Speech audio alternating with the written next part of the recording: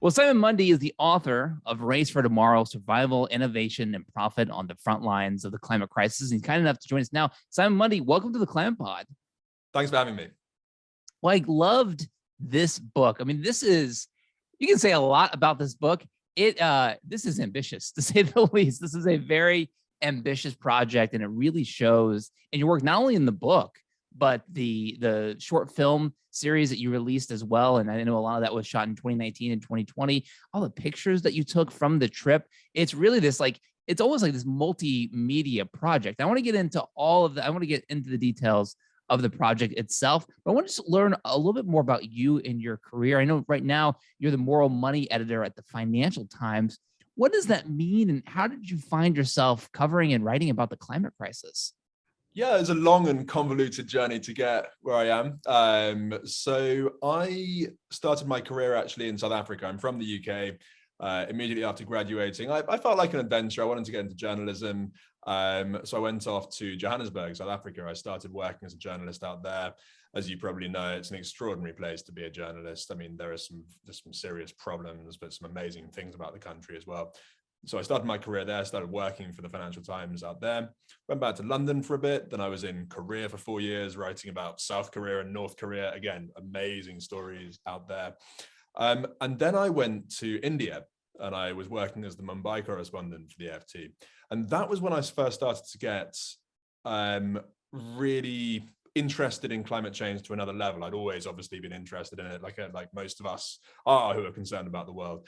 It was very soon after I arrived in India that I went to do a story on farming in Western India. And I went out to an area of Maharashtra state, which is the state where Mumbai sits in the west of India, which had been very, very badly hit by drought. And so I spent a couple of days going through this area, meeting farmers who had been seriously badly affected by worsening droughts. I met meteorological officers who were showing me these charts of what had been happening to rainfall in this part of India over the recent years and decades. And it was just this unmistakable downward trend of rainfall. I walked across the parched, cracked surfaces of dams that had been empty of water for weeks or months. And none of this was normal. And meanwhile, tragically, the rates of suicides among farmers in this part of India were skyrocketing. And it was a really shocking experience that really woke me up to the force of climate change. So that sort of, I think, in retrospect, that probably planted the seed of my interest in the subject. And without that, I don't know if I would have ended up writing the book. It was the following year that I had the idea for the book. And the reason it occurred to me to do this book was really because it struck me, God, this is a powerful and dramatic and colorful and compelling story. And yet people often think of it as being dry and abstract and overwhelming. And I thought, there must be different ways of telling these stories. There must be ways of conveying the fact that ultimately this is a story of people and places, and often very extraordinary people and places with really incredible stories that could be very gripping for people to read.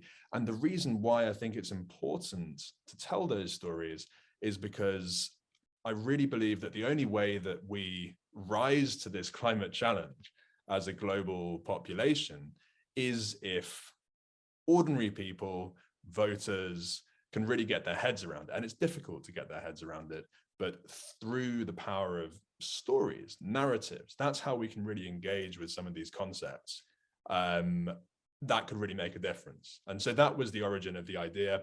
So as you say, I mean, the book, it was quite an ambitious project, it took quite a lot of time, but the basic concept at its core was, let's use the power of compelling stories about compelling people and places to help people to get their grips around this very complicated and big subject. Well, and it's so wide ranging in the types of people that you find in your travels, the kind of experiences that you're documenting. The subtitle of the book, Survival and Innovation and Profit on the Front Lines of the Climate Crisis. You see all of that. You see people who are displaced. You see people who are weirdly benefiting from the climate crisis and the way it's changed their economy. You see people who their whole way of life has been upended and there's no answer when it comes to the climate crisis. You see people who are on the forefront of innovation. And this is one thing that really resonated with me. You kind of hit at the heart of the complexity of what is happening. But when we think about, when we step back and see what is happening, it's this phenomenal shift. And you went to, nearly 2 years of reporting, 26 countries on 6 continents. Again, it was very ambitious, but you do get a sense of the ripple effects that we are seeing just across the globe.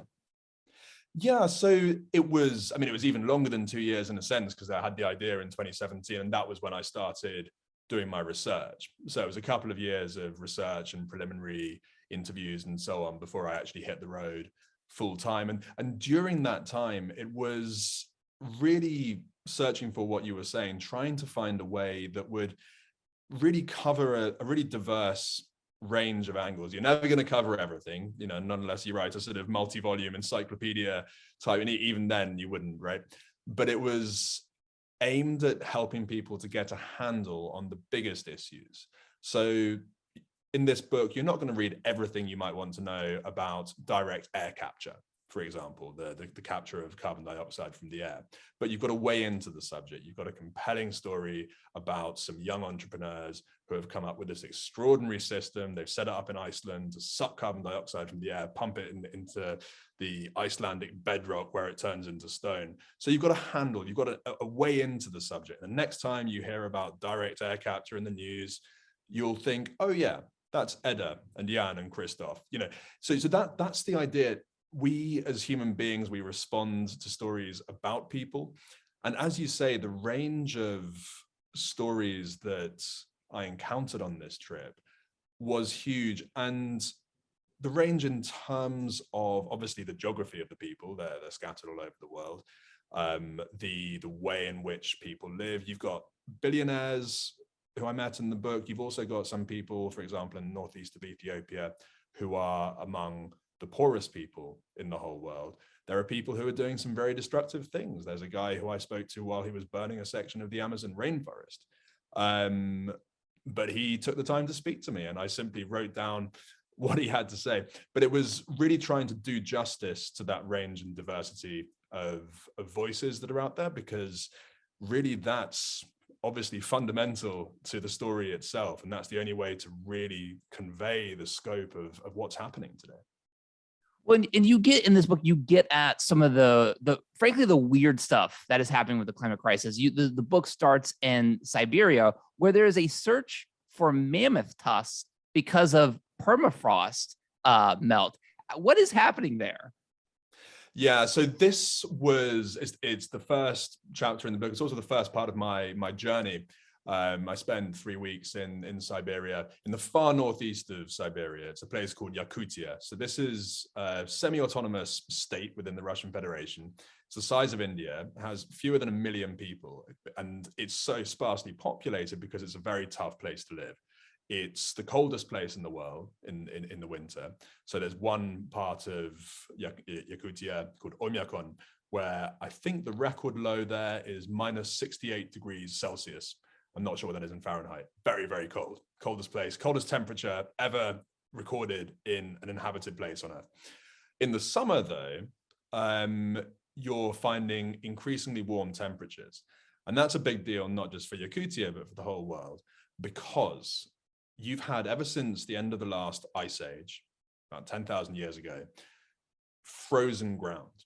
And it's much like stuff that's frozen in your freezer. Now, if you imagine that there's a power cut for several days and your freezer, everything in your freezer thaws, what happens? It gets very smelly, it starts rotting. And that's because microbes go to work eating and digesting the stuff in your freezer, and they release gases, which smell. Right. So think about the same thing happening at a continental scale right across Siberia. You've got this ground which has been frozen solid ever since the last ice age. And within that is organic matter, the ancient remains of ancient plants and some animals, which have been there for thousands and thousands of years. But as the temperatures rise, this is thawing and it's rotting, and it's releasing enormous amounts of carbon dioxide and methane, which, as you know, is even more powerful as a greenhouse gas than CO2. And this area of Siberia is the size of China plus Afghanistan plus Nigeria.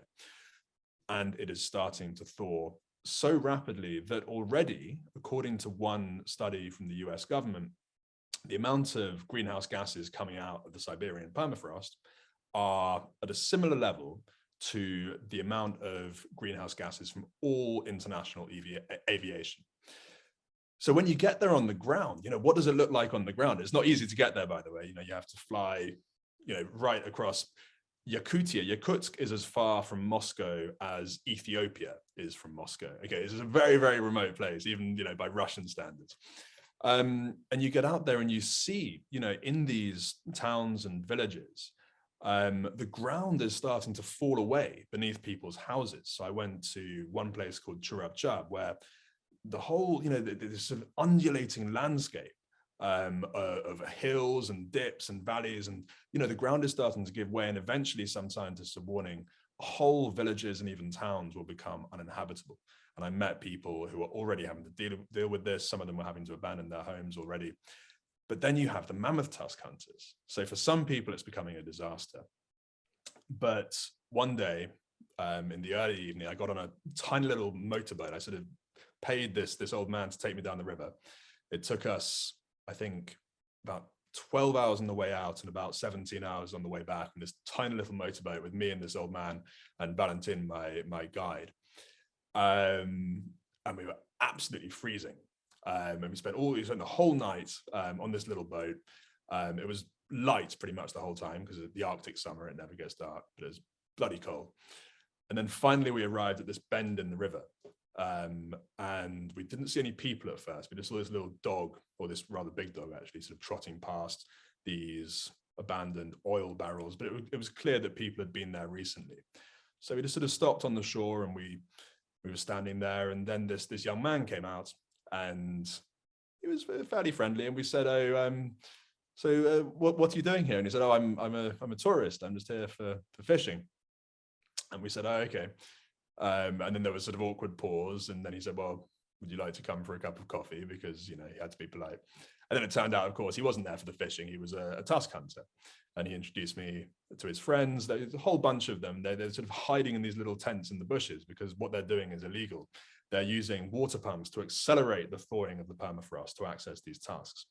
And why are they searching for mammoth tusks? Because there's huge demand for ivory in China in particular. And for one thing, mammoth tusks, they're absolutely enormous. They're multiple times the size of elephant tusks.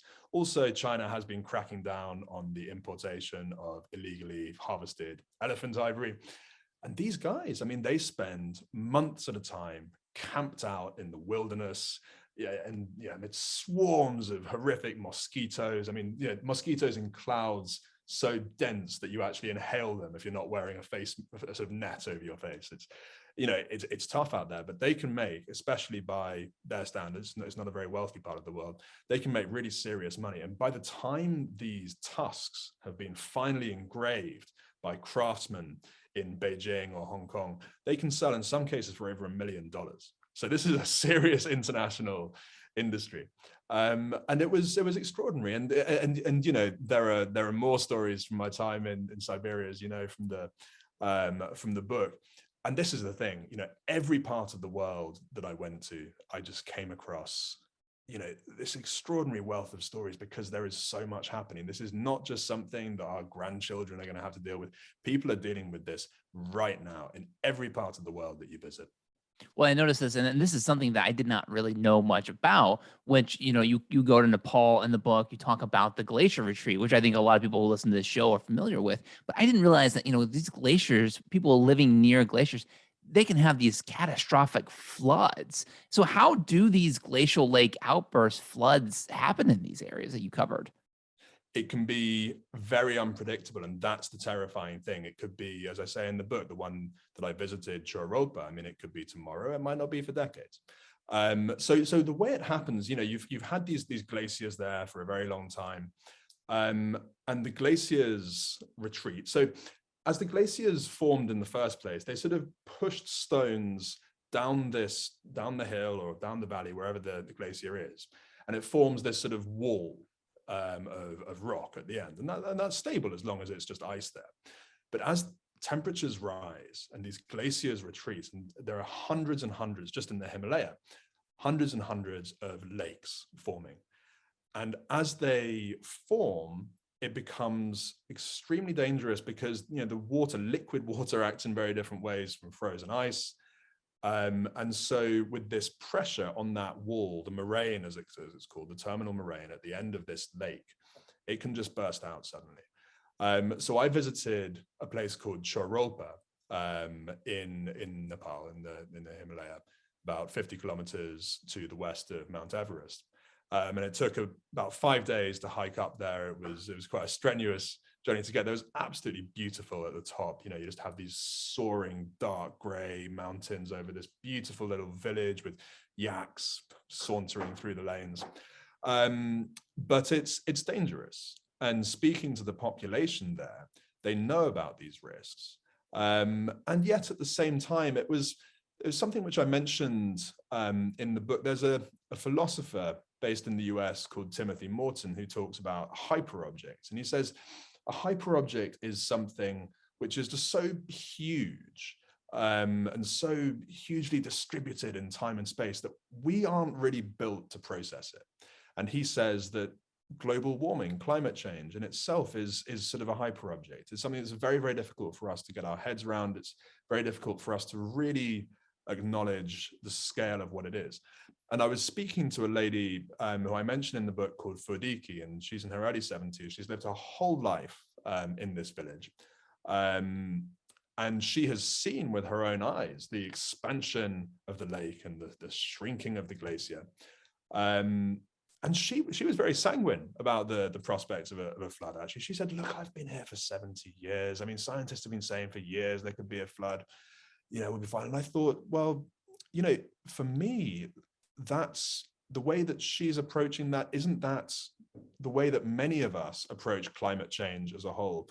You know, we hear about these forecasts, we hear about these very credible, scientifically assessed warnings about what's in store for us, and yet somehow we don't quite take it on board with the seriousness that perhaps the scientists would like us to. But then, as I mentioned in the book, not that far from Nagaon, from Fudiki's village, I visited a village which had just a couple of years before been hit by a very serious glacial outburst flood. Fortunately, people heard it coming and they were able to run for their lives, but a whole swathe of the village was just swept away. It was a village that was on a sort of cliff top by a river, and houses were just swept away and destroyed.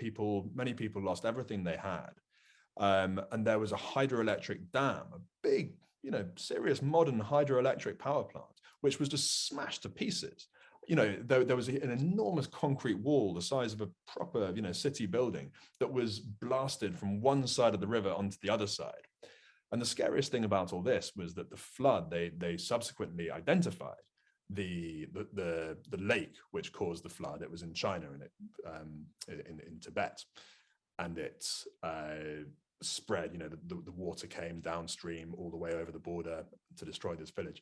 And that lake was a tiny fraction of the size of Chorolpa, the other lake that I visited near Fudiki's home. And there are hundreds and hundreds of these lakes all over the Himalaya. They're growing at an accelerating pace as temperatures rise. And as you say, this is just one of the many, many hazards that are getting more severe all over the world.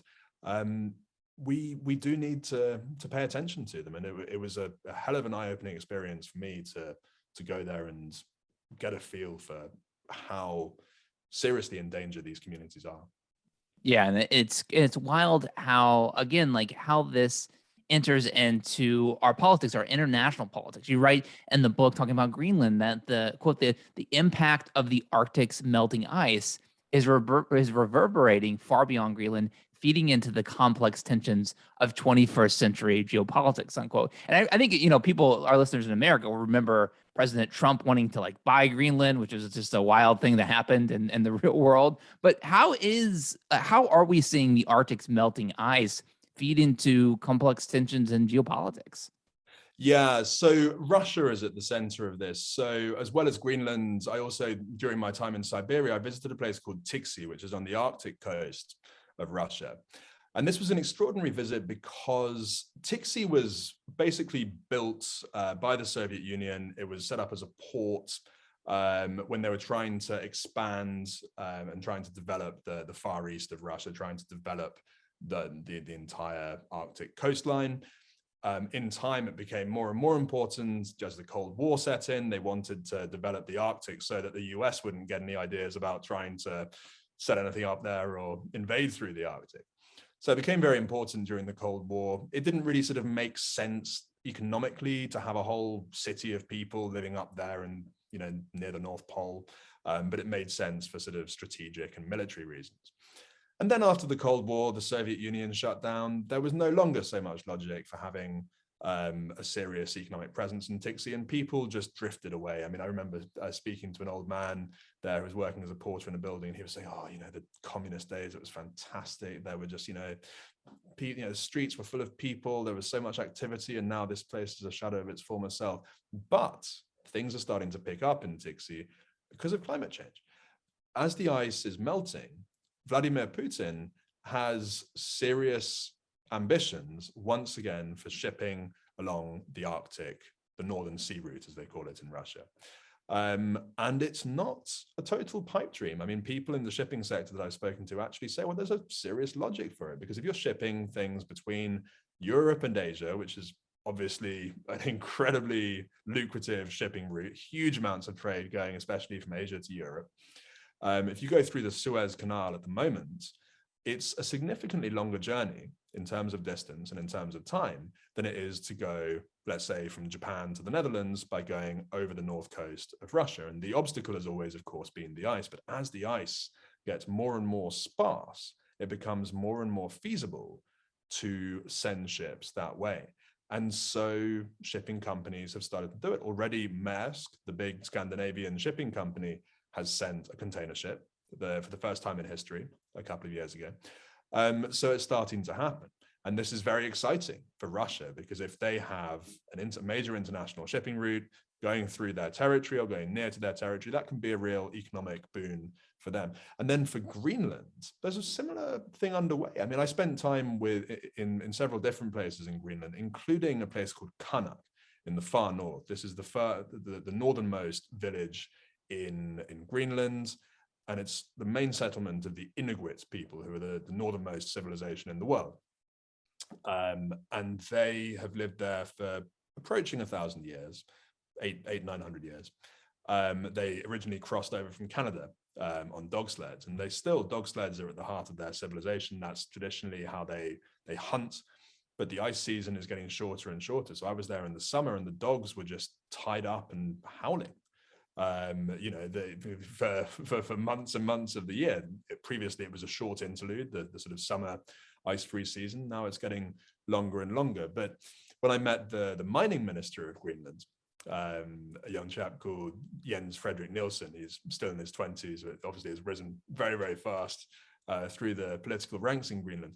He said, look, culturally, it's a disaster, but economically, it's very, very useful, because now shipping to and from Greenland and around Greenland is getting more feasible, and especially for the mining industry. That means you have various deposits, especially in the north of Greenland, where it just didn't make economic sense previously. Either they were basically inaccessible by ship, so you couldn't really get the minerals out, or they were accessible, but only for a very brief window, and it was too expensive to get the stuff out. Now it's starting to make economic sense. And so Greenland is in just one of many places, actually, which has to wrestle with these really sort of contrasting and conflicting impacts of climate change, because it is true that there will be, for some specific communities, some specific countries, there will be some positive impacts from climate change. And Greenland is one of those countries where they're really having to balance they have these real conflicting impacts. On the one hand, these beautiful ancient traditions are being very negatively impacted by climate change, but on the other hand, for a modern mining industry, it could be helpful. Yeah, and you see that. I mean, you document Chilean wine as well, and you have these Chilean wine producers who are able to take advantage of what is happening with their changing climate that makes it more friendly for wine. And you see this kind of all across the globe too, where it's like wine production is shifting. I imagine this is going to have ripple effects for all kinds of agriculture. But you know, as you talked about, there are just entire countries and populations where their entire economy is just being completely disrupted. I was really struck by what you covered with shrimp farming in Bangladesh, right? Where it's gone from rice farming to shrimp farming, which, you know, shrimp farming does look like it's a very lucrative business, but it requires so much less labor, right? So you have again, like, where do the jobs come from if you don't, if your economy is sort of changed in that way? How do you see that economic transformation happening in Bangladesh? Like, what does that mean for the population? Yeah, so Bangladesh is very often spoken about as one of the countries that is in line to be worst affected by climate change, which is absolutely true. People generally focus on the long-term risk of inundation, the fact that some areas of Bangladesh will end up being underwater. And that's true. But that's not yet been happening on a huge scale. What is already happening now is the permeation of salty water inland into areas that were traditionally used for rice farming, which is, of course, you know, the bedrock of Bangladeshi rural life, of the rural economy for Bangladesh. That's how most people in the countryside have earned their living, have supported themselves. And in growing areas, especially in the southwest of Bangladesh, it's becoming impossible to make a living from rice farming. There are other drivers behind that, as well as rising sea levels. For example, there's issues to do with India restricting the flow of a river that flows through the area.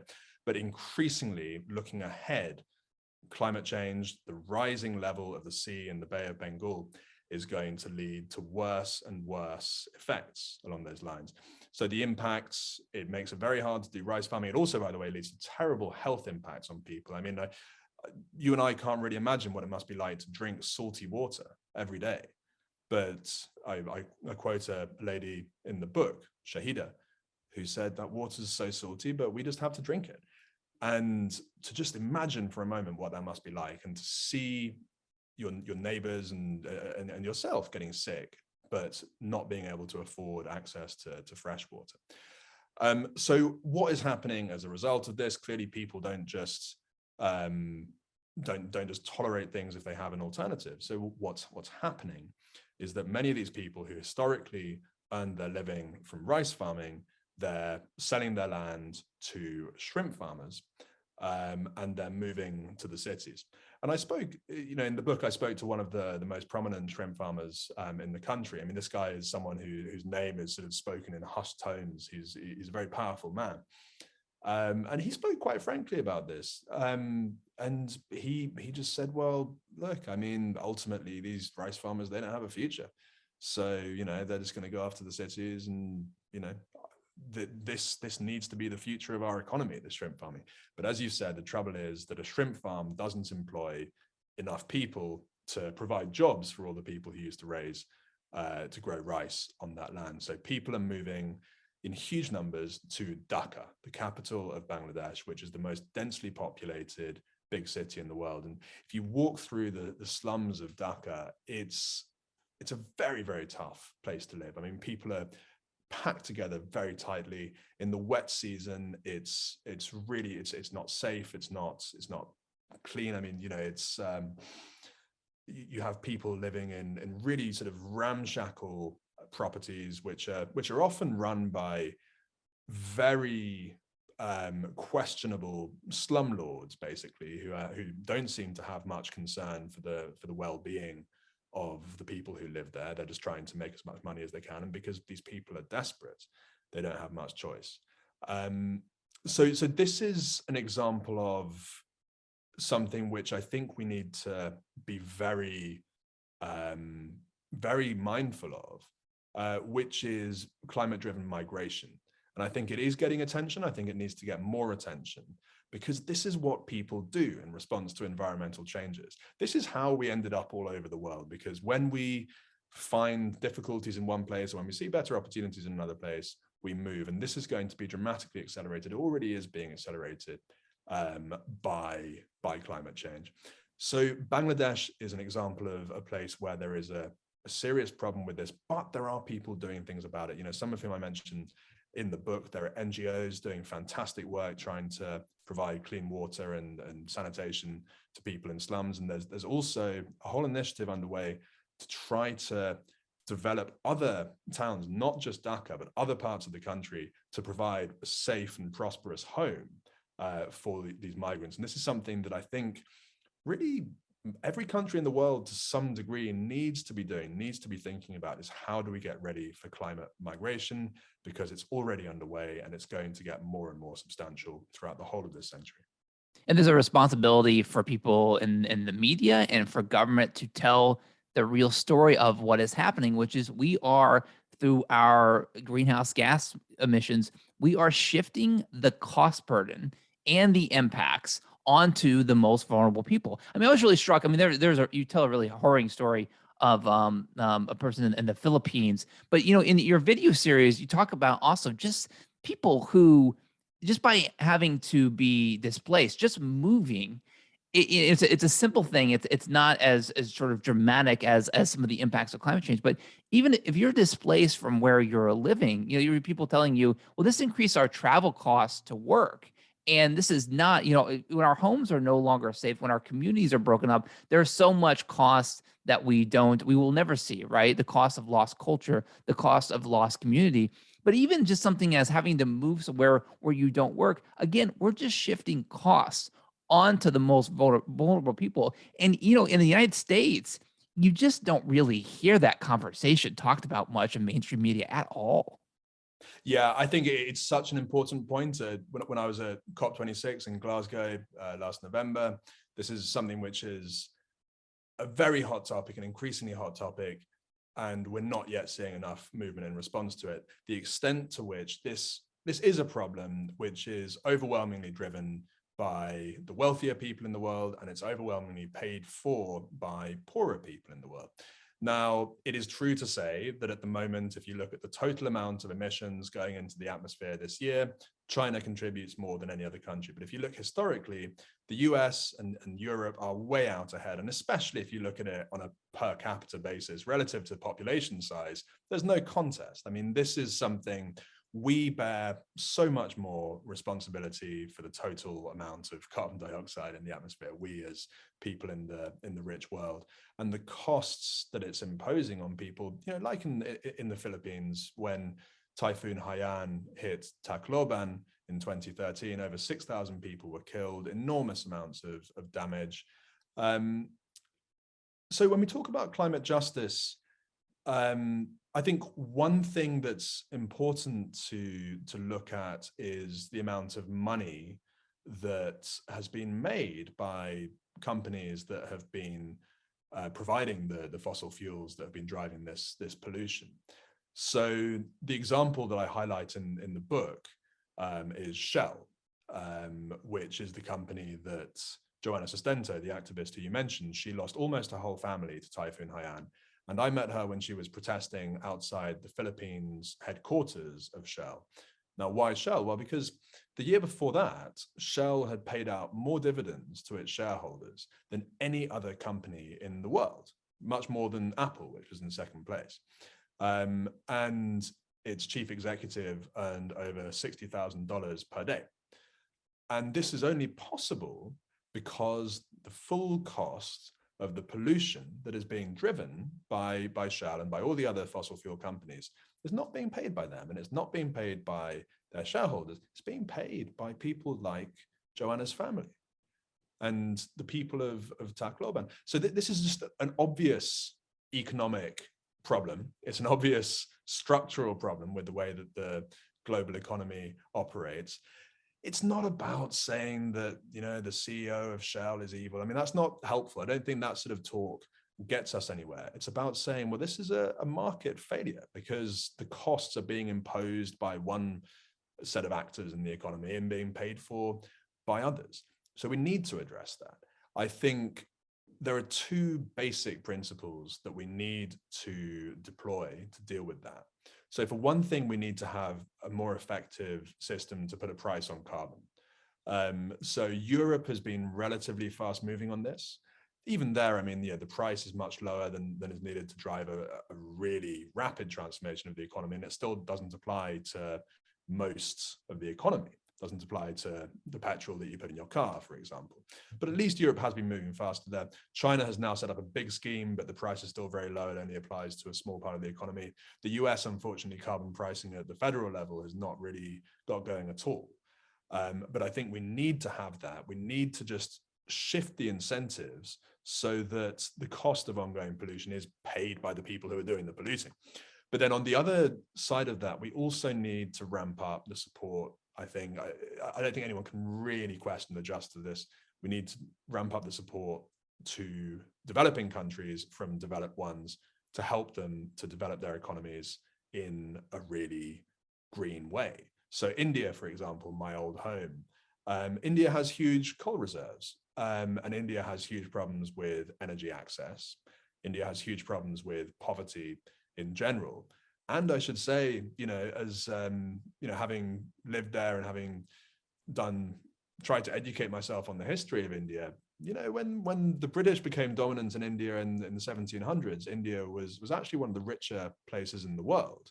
It was very fragmented politically, but it was actually pretty wealthy by the standards of the day. When Britain left in the mid-20th century, India was one of the poorest countries in the world. It had had repeated famines during that period, to a much greater extent than it had previously. So, that's just one example of the kind of responsibility that I think actually countries, including Britain and other developed countries, do bear when it comes to these things. So the idea that we should begrudge the assistance to help these countries to build greener economies, I think that's very short-sighted thinking, not least because if India develops its energy system in a very coal-intensive way, that's bad news for all of us. There's no doubt. And yeah, and I think, you document what's happening with climate liability lawsuits. I mean, that's going to be a fascinating thing to watch over the coming years. There's obviously a lot of news in that department in 2021. But yeah, I mean, what fossil fuel companies are going to be found legally responsible for, and if climate becomes a real, like, in law, a human rights issue, if it becomes more and more of a human rights issue in the law, I mean, that could have phenomenal implications for how quickly we decarbonize and how things like money for loss and damage or climate finance, how that's sorted out on an international level. Yeah, and I think you're seeing these lawsuits more and more, not just against companies, but also against governments, be it at the national level or the state level. And these are things which, I mean, there's a famous case of a man in Peru who's been suing RWE, the huge German energy company, over a glacial lake, actually. And he's saying, if you look at the responsibility of this single company, because it's such a huge, historically coal-focused company, it should, even its share of the responsibility for all the pollution that created this lake would actually be quite substantial. And I think these cases, when they first started to appear some years ago, I think a lot of people considered them fairly marginal and fairly wacky. But more and more, as you started to see some victories come through, notably with Shell in the Netherlands last year, they're now being taken much more seriously. And I think, for corporate directors as well, when it comes down to issues of legal liability, people have an incentive to be cautious. People don't want to be getting into serious trouble. If you're the director of a company, it's just not worth the risk. So I think actually the question of legal liability can be very powerful. And there's also the question of the potential actual financial liability. And this is something that hasn't happened yet, but obviously the tobacco industry is a very, very powerful precedent for what could conceivably happen in that regard. And I do get the sense that this is something which, one of many things, which is weighing on the attractiveness of oil companies in particular as financial investments, because it's hard to predict how this could evolve in the future, but it could be extremely expensive. And you talk a great deal in the book about insurance and how this is changing insurance. You write, quote, as climate risk increase, the price of insurance for some sorts of property, principally in coastal areas and near forests, could reach unaffordable levels, unquote. Do you see climate insurance driving inequality across the globe? Yeah, it's interesting. I mean, it could, and I think in general, there's the potential for climate change and the energy transition and the way that it's handled. There's the potential for it to worsen inequality in all sorts of ways. So if we look at insurance in particular, it depends how the market develops. I think at the moment you're seeing insurance becoming more and more expensive in disaster hit areas. So most recently, for example, last year, there were some really nasty disasters, which sort of came out of left field. So I think the insurance industry has been getting used to the idea that you're going to have, those big Atlantic hurricanes are going to get more and more powerful. And that's something which has been on their minds for a while. What you had last year was you had some disasters that really came out of left field. So there were tornadoes in parts of the US, wildfires in Colorado, which I think hadn't been anticipated that much. And the winter storm in Texas, which was really something that would have taken everyone by surprise. And then these terrible floods in Europe, which were the most expensive disaster on record for Germany. And what you've seen in Germany is that property insurance in some parts of Germany has gone up by more than 50% just year on year in response to those floods. So what does that mean in practice? Well, it could mean that certain sorts of people will just be unable to afford home insurance, and that will leave them at risk of being financially wiped out. And this will obviously be, a particular threat to people potentially on lower incomes. The wealthier people in the world are less likely to have all their assets tied up in a single property. If you have sort of middle class people, that's more likely to be the case. So that could be a very nasty thing. But then you've also got the question of what should governments do? Because what you're seeing, of course, in the US, there's already for quite a long time there's been state subsidized property disaster insurance. And you've got a debate happening right now, especially in the US and also in Europe. Governments are having to decide what to do.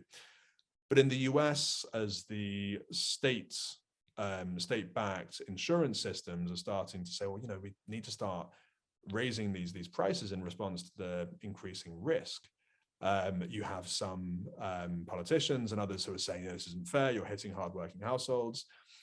But potentially, if you have a system where you have dramatically underpriced insurance, insuring homes in very dangerous areas, you're still ultimately hitting hardworking taxpayers through these losses that are going to be paid out year after year.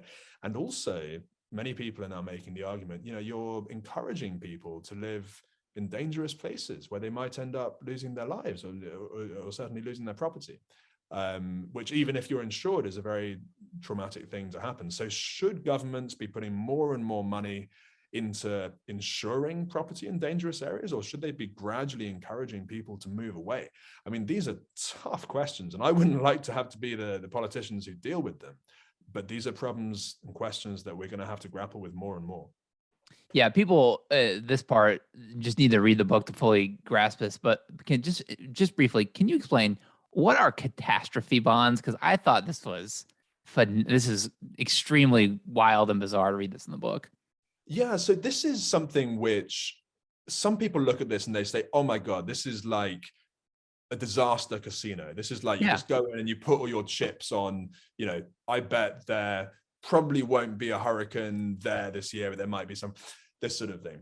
People in the industry would say, well, in a way, all investment is gambling, but this is a way to provide capital, to provide insurance to people ultimately. So, okay, how it works is you have these funds which invest in catastrophe bonds, which means that, let's say, a catastrophe bond is typically issued by an insurance company or a reinsurance company.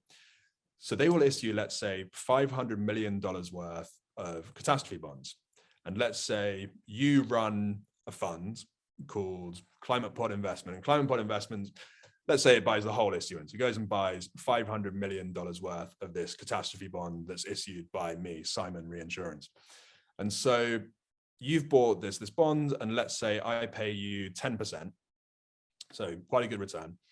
So at the end of it, you get your 500 million back, plus I give you an extra 10%. So you get 550 million back, unless the disaster happens. So when I've issued you this bond, I would say this is linked, let's say to, I don't have a hurricane loss above a certain level. But if I do, then you might lose some or all of your 500 million. You might not get it back. So in practice, you wouldn't just have one fund buying the whole thing. You'd have a whole bunch of funds which would sort of split their investments over buying, little chunks of each bond.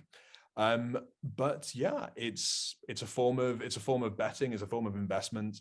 And all sorts of people, including probably some listeners to this show who might not even realize it, might actually have some of their pension savings invested in these things, because all sorts of pension funds all over the world, they've actually been pumping money into catastrophe bond funds, billions and billions of dollars invested in this market. And the good thing about it, it helps these reinsurance companies, because they can, the reinsurance, by the way, that's insurance, your property insurance company, it would get its own insurance from a reinsurance company, and then the reinsurance company in turn can go to the catastrophe bond market. So all of this means that people can just manage their risks. And the end result of it is that the insurance company is able to offer more property insurance to people in dangerous areas. And from the investor's point of view, the nice thing about it is that if you've got your portfolio invested in, let's say you've got some stocks, you've got some corporate bonds, you've got some real estate, if there's a crash in the economy, then all these things sort of tank together very often. But if you've got catastrophe bonds, it shouldn't affect it, because that's linked to the chances of disasters happening. So it's a good way of sort of hedging your investment risk in this way. And it's been growing and growing. Last year was a record year, another record year for catastrophe bond issuance. And people in that space, they're like, yeah, climate change is one of the big drivers, because as people see this growing risk of extreme weather events, they're looking for ways to manage the risk. So that's where these hedge funds in Bermuda, that's where they come in. It's bizarre. It's just bizarre. And I think that there's, again, like, this is so much a theme of what you see in the book, is when there's not just outright tragedy, you see just these bizarre, weird things that are happening as a result of the climate crisis.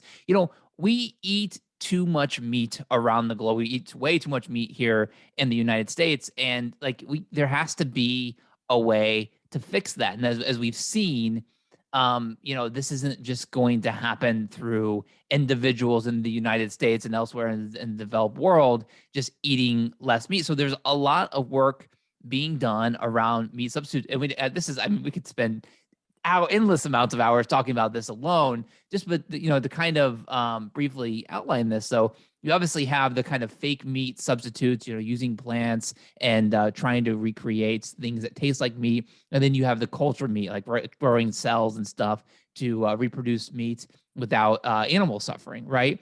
And this is just wild. I mean, on the fake meat part, one of the things, we've talked to doctors and people and this, with Impossible Foods.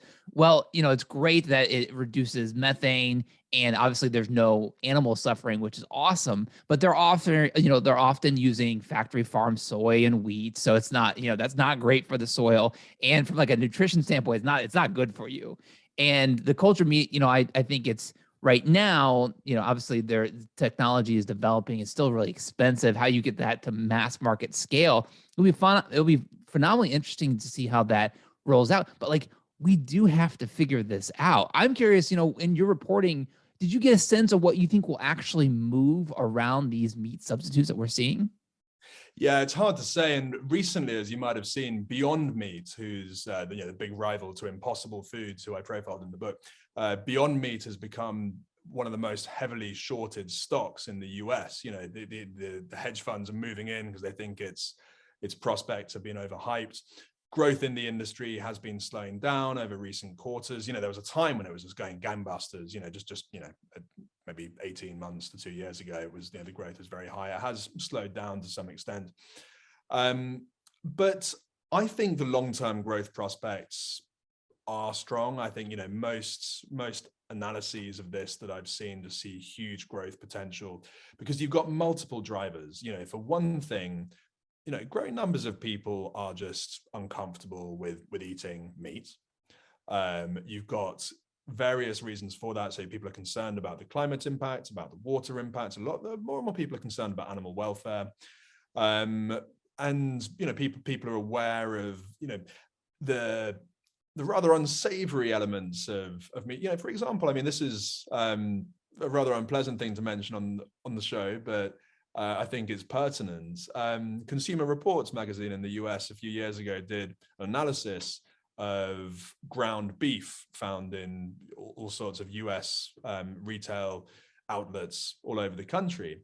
And every single one contained fecal bacteria, because, aerosols floating around slaughterhouses. I mean, I don't know if you've been to a slaughterhouse. I did, as I mentioned in the book, go to one in Brazil. And, even when you're seeing, I only saw the nicer parts of the slaughterhouse. I didn't get to see the killing floor or the bits where they disembowel the animals and this sort of thing.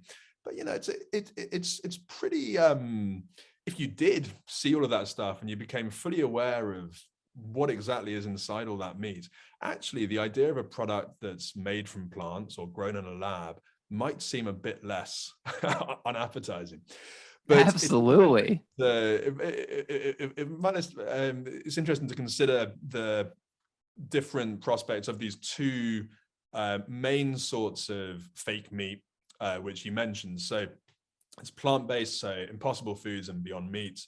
They take entirely, there's no animal ingredients of any sort that go into their products, but there are concerns about various other things. I mean, as you said, some people have raised questions about the true nutritional value. There's also Impossible Foods. They don't have any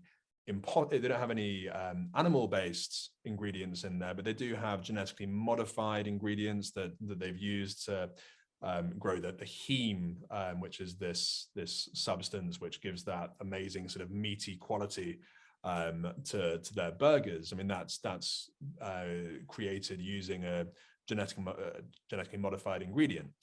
So there are people who are uncomfortable with that. If you speak to the CEO of Impossible Foods, Pat Brown, he can give you countless reasons why this is all silly and is overhyped. But still, there are some people who are uncomfortable with GM ingredients. And then you've got the cultured meat, which you mentioned. So I went to Israel to meet Aleph Farms, which is one of the most prominent companies in this space. And this grew out of the work of a scientist called Shulamit Levenberg, who's one of the leading cardiac scientists in the world. And she's developed ways to grow human heart tissue for medical purposes. And then someone got her thinking about, what if you could apply that technology, as well as that medical application, what if you could apply it to cow cells to grow beef, to make steaks?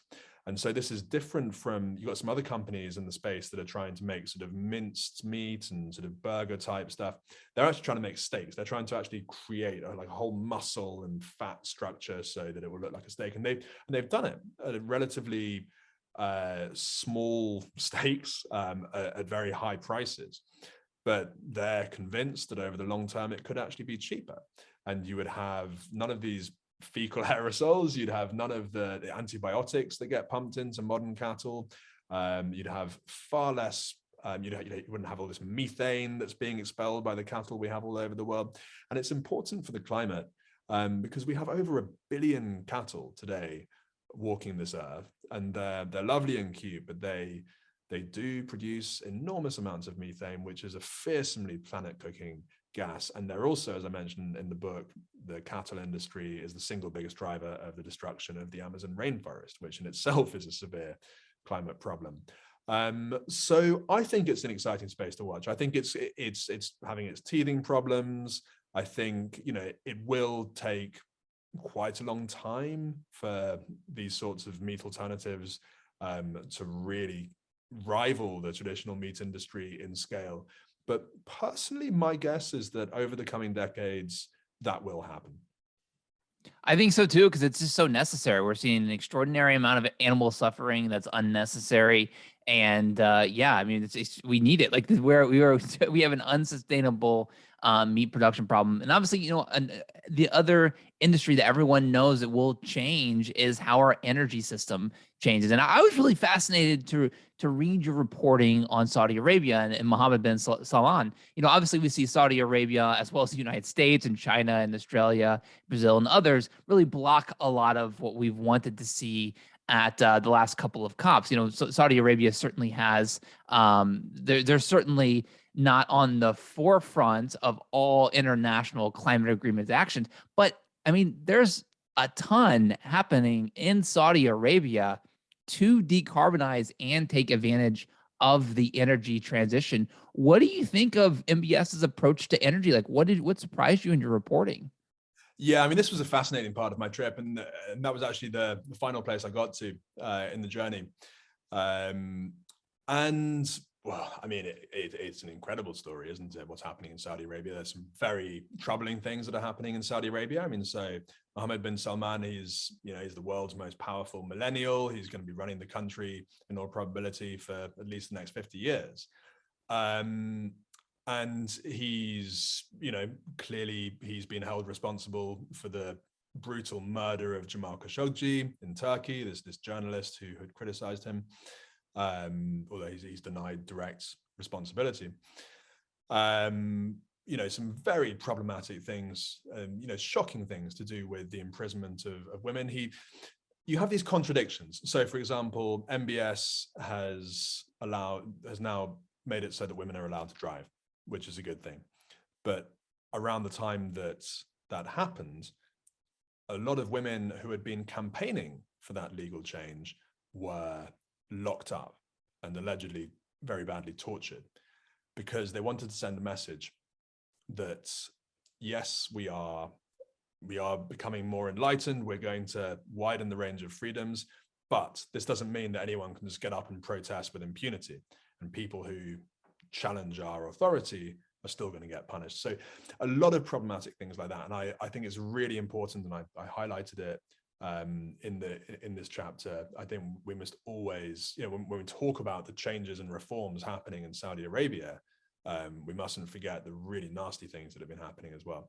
But as you say, on the energy side, yeah, things are happening. And I think it's always tempting to simplify the role that certain countries play. So, for example, Norway is often seen as a very enlightened place, but Norway has, relative to the size of the country, a huge oil industry.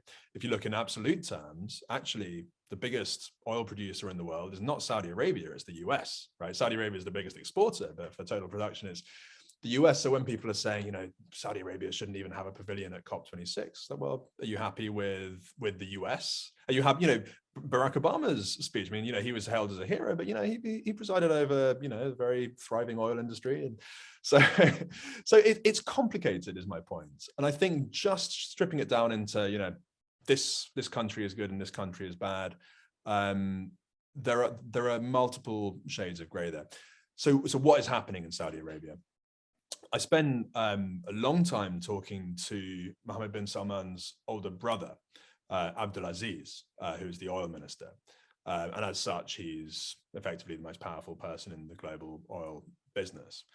And he was saying, he had a sort of double message. On the one hand, he said that reports of the imminent death of oil are greatly exaggerated. He said, like, oil is going to be around for a long time. And Saudi Arabia believes that they're going to be sort of the last man standing because they have the lowest costs, more or less, in the world of production. So compared with shale producers in the US, Saudi is really rock bottom. So that means that if the oil market crashes, so you've now got demand, something approaching 100 million barrels a day.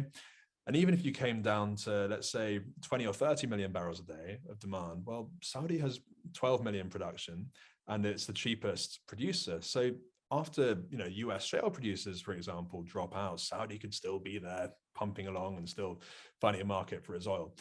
But the prospects of demand are getting more uncertain. The outlook for pricing, obviously, if everyone's just scrambling to sell their oil while they still can, the pricing is going to come down. And that's a problem for Saudi Arabia because, you know, they've actually got a fairly sizable population. They've got over 20 million people. And it's a total monarchy. It's not like the UK where we have a queen who, you know, who presides over an elected government. I mean, it's a real absolute monarchy. And the way that they've managed to keep the people under control is through the oil money, because they use that to provide fairly generous public services and also to have a serious security system. You know, extraordinary. It's the third biggest military spender in the world. So the oil money is absolutely fundamental to the rule of the Al Saud family. So what they're doing to sort of diversify the economy and to try and make themselves less reliant, they're using the oil money to invest in all sorts of new industries. They want to make Saudi Arabia a huge tourism destination.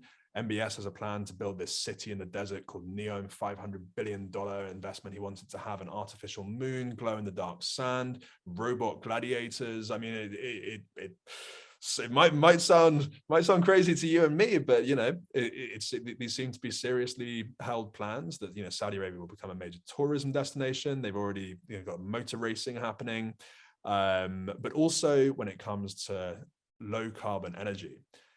Prince Abdulaziz was saying to me, look, we are actually serious about this. Yes, we're going to keep on making money from oil, but we're going to be putting more and more of that money into building a new energy industry that's going to be low carbon. So hydrogen, they want to make a lot of hydrogen. Both, you can make it from natural gas. A lot of people are not happy with that approach because it does lead to methane leaks. So that would face some headwinds, but Aramco, the Saudi oil company, the biggest oil company in the world, they're investing a lot into that. And then at the same time, you've got green hydrogen, which is developed using renewable energy and electrolysis.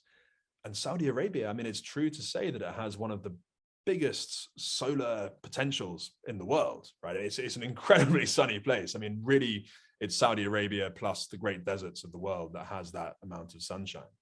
So they want to use that to develop green hydrogen, potentially in the long term to export solar electricity itself using ultra high voltage power lines to export electricity to neighboring countries. So they are adamant that they want to remain an energy superpower in the new age of the energy sector. And there are many people who are very dubious about whether they can make that happen. It's not easy to just pivot like that between two totally different industries, but well, they swear they're going to do it, and we'll see, and we'll see if Mohammed bin Salman stays on the throne to preside over that. You know, obviously China is going to play a huge role in the energy transition. They already are now. You spoke to an entrepreneur who said that if China wants to keep growing, it needs to start outperforming the West, not only on technology, not just undercut it in labor costs. How do you see China changing over the next couple of months when it comes to innovation and the energy and sector and beyond? Yeah, so this was fascinating. I was lucky that I managed to get into China just before it closed its borders. And I met some of the leading businesses and entrepreneurs in the clean energy field in China. And, you know, one thing that I'd say about China is the scale and speed with which Chinese businesses can act is extraordinary. So BYD, for example, who I visited in Shenzhen. Shenzhen, by the way, in the late 70s, Shenzhen was it was a village of maybe 15, 20,000 people. And this was the site of an extraordinary economic experiment. So it was under the leadership of Deng Xiaoping, and the person leading it was a man called Xi Zhongxun, who was sort of the father of the Shenzhen special economic zone. Today, that village of 15, 20,000 people is almost 1,000 times bigger. So Shenzhen now has a population of 13 million. It's this just enormous, sort of endless city, sort of, you know, neon and futuristic. And so today, so Xi Zhongxun, his son, so the guy who set up the Shenzhen economic zone, his son is Xi Jinping. is the president of China, who is now moving it on to the next level. So now that the economic policy, which began back then, it was this policy very much focused on manufacturing, starting with sort of low value goods and exporting that to the world. Now, at the center of Xi Jinping's economic strategy, one of the key pillars is what he calls the ecological civilization. And a key part of that is making China a real leader in clean energy. I mean, I think it's no exaggeration to say that this is one of the key pillars of Chinese strategy to really make itself the great power of the 21st century. And so far, based on what I could see, the program is making quite significant progress. So if you look at some of the key aspects, the key elements of the clean energy economy, China's just got this phenomenally powerful position in so many of them. I mean, in solar panels, in electric vehicles, and wind turbines.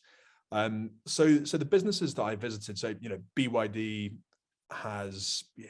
it's got absolutely enormous presence in electric vehicles and solar panels, in energy storage.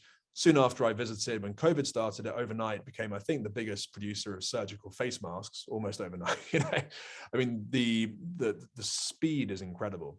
But there are other companies doing really interesting things. There's a company called XPeng Motors that I visited. So I spent time with their founder, He Xiaoping, who he made his billions as the founder of UC Web, which is a very popular web browser, mobile browser in China. Got taken over by Alibaba, and then he was there working at the biggest e-commerce company, just absolutely phenomenal scale. And he was the senior executive at Alibaba, and then he thought, no, I want to go into the green sector. That's where the exciting growth is. And I think the fact that he moved across, it tells you something, that e-commerce to him didn't seem like the hottest ticket. Actually, it was electric vehicles. And what's interesting about Xiaoping Motors is that I think when people think of Chinese car companies, they'll often think of things that have a focus on, efficiency and good value rather than style and looks and performance. But actually, Xiaopeng's cars, they're slick, they're fast. They're designed to be direct competitors to Tesla vehicles, but at a lower cost. It's hugely ambitious, and it's just one of several companies that are actually pursuing that strategy. It's listed on the New York Stock Exchange, so is their rival NIO, and foreign investors have been piling in because there's a sense that actually, quite serious things are happening there. And the question is, how much risk do you see there from government policy?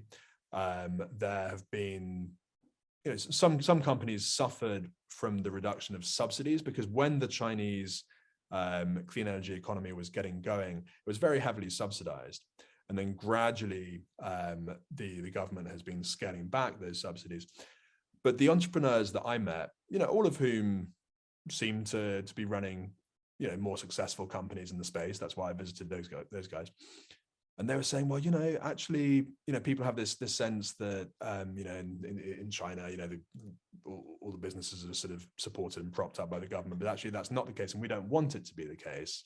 We, as the creators of strong businesses in this country, we want their safety nets and those props to be taken away, because then our rivals will drop out of the market and we'll have a clearer playing field for ourselves. And so far, actually, for those companies that I visited, that seems to have been borne out. I mean, they've all been doing pretty well, even as other companies have fallen by the wayside. So yeah, I mean, in short, I think China is in a very powerful position. The biggest, or one of the biggest potential obstacles that I'd see is just to do with this geopolitical tension that we have at the moment.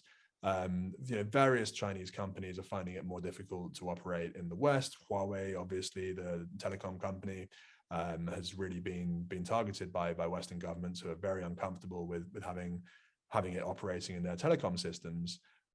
could you have similar pushback of various forms when it comes to clean energy? I mean, you've seen it with solar panels, which have been hit by heavy tariffs in the US. So that's a big potential headwind for Chinese companies. But no, I mean, so far it's been really quite impressive what they've achieved.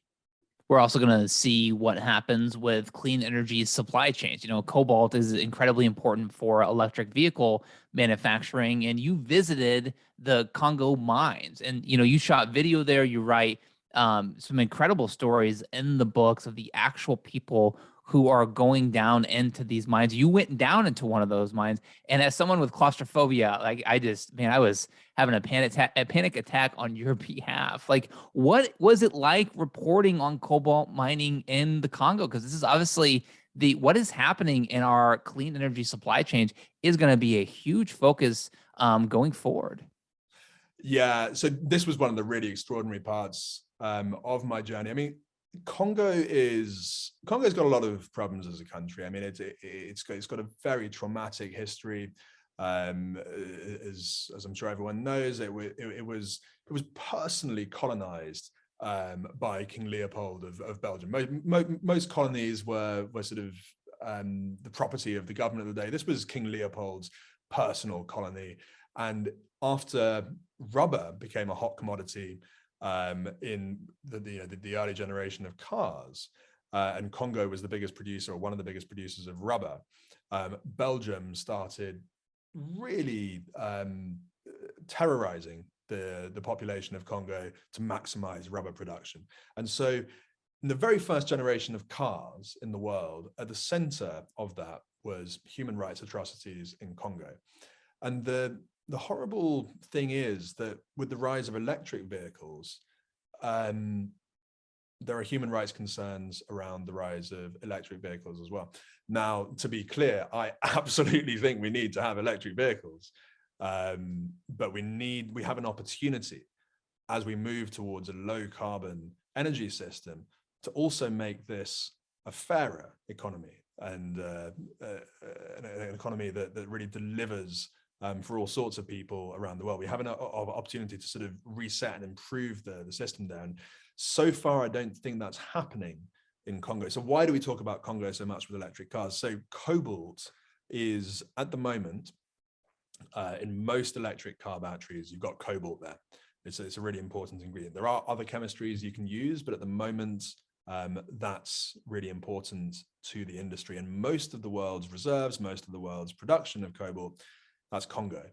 And it's really concentrated in a particular area in the southeast of Congo, which is where I visited. I went to a town called Kolwezi.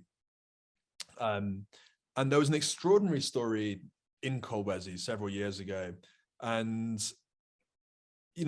it's difficult to find out exactly what happened in these sorts of situations. And I never met the man in question, but everyone agrees that it started with a man digging a toilet behind his house. He was digging a pit latrine, and he hit upon a seam of this black substance, which he knew, because it's a mining area, was cobalt.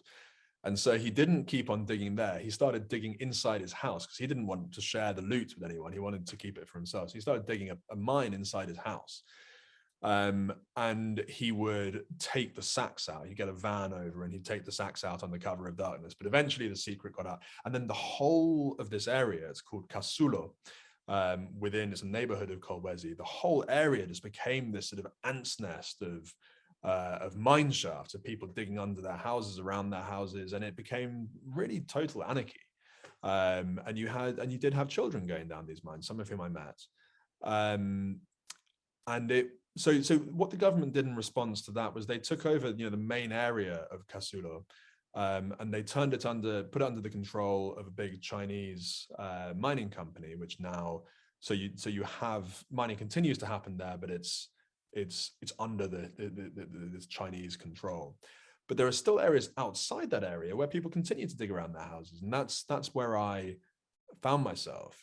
And I got to know a woman called Monique, she's sort of a cobalt micro tycoon. I mean, so she used to run a clothing boutique in a city called Lubumbashi, and that fell through. And to sort of rebuild her career, she got a bit of money together and she set up a mining business. And she lives in a small shack next to she has 2 mine shafts that she runs. She sort of rented the right to do this from this old man called Papa Jean, who's 90 years old, and he's having a great time just sort of pottering around his little land holding, because there are 5 mine shafts in total on his land, and 2 of them are run by Monique. And I went down one of her mine shafts with one of the miners. And it, just getting down there, it was pretty terrifying. It's it's 40 feet deep. If you slip, you could hurt yourself very badly. A lot of the mine shafts are even deeper than that. And you get down there, and then you're just in this tiny space. The video, I filmed it for my YouTube channel, which people can see. I mean, it's an extraordinary experience. I mean, it's all just tunneled out by hand or with shovels. And so you get down there and you're just crawling through these tiny chambers, and they do sometimes collapse. I mean, the risk for me wasn't that great. I'd have to be quite unlucky for it to collapse during the 15 minutes that I was down there. But they do. I mean, they do collapse. And if you're spending all day, every day down there, like a lot of these guys are, actually the chances are quite high that you would be killed in a tunnel collapse. But Congo is an extremely poor country. And that's what brings us to the bigger question, because I think a lot of people, when they've been talking about the situation with mining in Congo, they've been focusing on eliminating child labor. And yes, of course, absolutely, we have to eliminate child labor. Children should not be working. They definitely shouldn't be working in mines. They should be in school. That's definitely true. But why the hell are children going down mines in the first place, right? It's not just because they're naughty. It's not some isolated problem. It's because you have a massive economic failure at the national level. You have massive problems with corruption. And at the core of that is, in Congo's case, is actually the mining industry. I mean, the mining industry could have been and could still be the foundation for a thriving national economy if it's run properly, if the proceeds are invested for the national interest. But unfortunately, you've had this extraordinary problem with corruption in Congo, and it's not just the fault of the Congolese leaders, but they've been doing this in partnership with foreign mining companies from Europe and from North America and from Asia, who have been partners in this corruption. And that's what ends up with a situation where, yes, you do have children going down mines. You have much larger numbers of children who are dying from easily preventable diseases.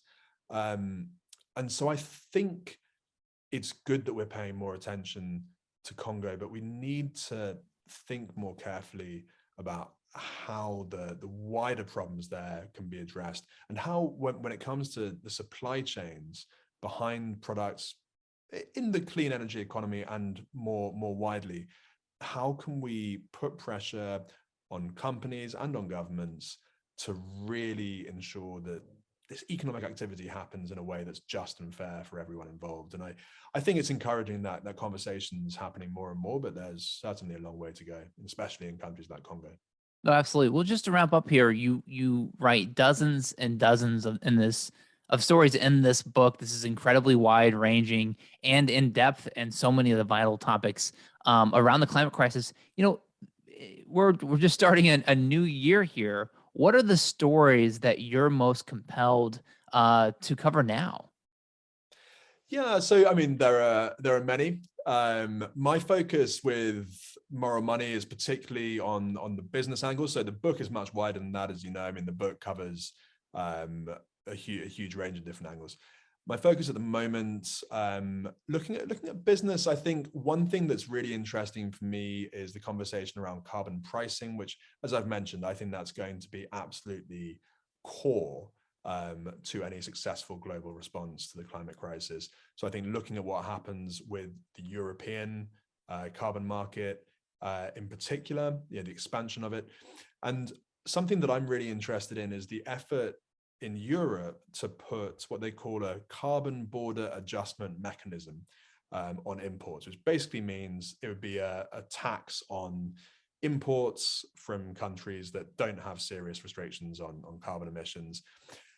This is quite exciting, in my opinion, because it goes back to something that people have been talking about for a while, which is this idea of the carbon club, which was put forward by William Nordhaus, who won the Nobel in economics for this. This idea that you're never going to get 200 odd countries at a COP conference coming together to agree on an international carbon pricing framework. But if you get a club, perhaps starting with 2 countries, just one at a time, saying, we will set a minimum carbon price between ourselves. And let's say that the US eventually comes on board. So you have the US and the EU. Actually, if that happens, they set a minimum carbon price and they put carbon import tariffs on imports from high polluting countries. Then one by one, other countries would probably want to start falling in line. So that is something that I'm excited to watch. And as I mentioned, any system like that would have to go hand in hand with more support for developing countries. So that's another thing that I'm excited about. Well, excited is maybe the wrong word. I'm hopeful to see more movements there. The next COP is, of course, going to be in Egypt. It's going to be in a developing country, in an African country. I'm hopeful that that will lead to more progress than we saw at the last COP in terms of driving that kind of real support, which, as I've mentioned, I think is important. And a third specific thing I'd like to mention is around the carbon offset market.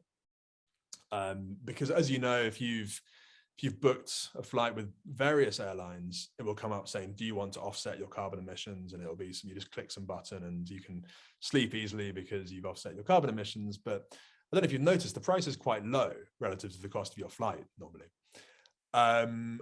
And that's because prices are very low in the carbon offset market.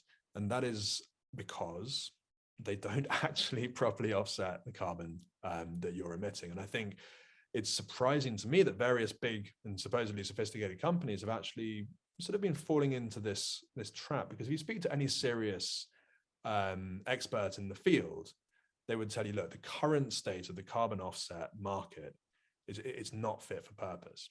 But we do need a carbon offset market. I mean, I think, you have certain people who say, we shouldn't have offsets at all.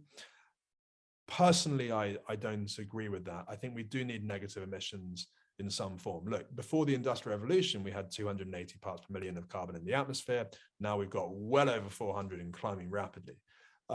It's already too high. And I think ideally we would be reducing that. And I think it's positive to provide a market framework, economic incentives, people do that. And I think nature-based solutions will be a big part of that. But as you know, it's not as simple as just saying, well, we'll plant 1 trillion trees, because actually sometimes planting trees can have some pretty nasty side effects. You can actually wipe out biodiversity. You can have impacts on food production. So that's why I do expect to see growth in the direct air capture market, as I highlighted in the book. But in any case, I think coming back to the offset market, that's something where there's more and more focus this year in particular on getting those standards in place and really getting things moving in the right direction, and also more and more scrutiny of the offset projects that are not fit for purpose. So that's another thing to watch this year, I'd say, and you can look out for that in the FT. Well, yeah, super excited to follow your work. And again, the book is Race for Tomorrow, Survival, Innovation, and Profit on the Front Lines of the Climate Crisis. You've been incredibly kind with your time. Simon Mundy, thank you again for joining the Climate Pod. Thank you so much. I enjoyed it.